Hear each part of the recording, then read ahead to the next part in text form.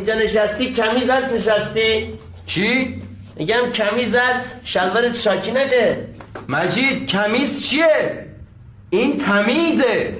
تمیز که روش مشقامونو مینویسیم.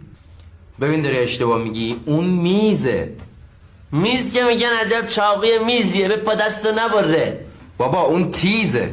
تیز که روی بخاری دست میزنی میگه دست نزن تیزه. اون جیزه. جیز که وقتی یه چیز زیادمون میره میگیم جیزه. اون چیزه. صابون چیزه از دستمون سر میخوره میفته. بابا اون لیزه. لیز که دونه‌های کوچیک میگن.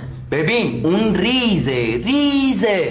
دو شاخه رو میزنیم به اون برق بگیریم. اون پریزه. پریز به آدم ناخوش میگن. اون مریضه. مریض که به زمین میگن زمین مریضی. عجب زمین مریضیه. اون عریضه. عریض که میگن آقای عریض با شما هستیم. شما که آقای عریض با شخصیتی. بابا اون عزیزه. عزیز که مرکز آذربایجان شرقیه. اون تبریزه. تبریز وقتی غذا سر میاد میگی بپا غذا تبریز شد. اون لبریزه. لبریز به غذای خوشمزه میگن. بابا اون لذیذه. لذیذه؟ بله عریضم، دلبندم، جانم، همه اینا رو اشتباه میگی.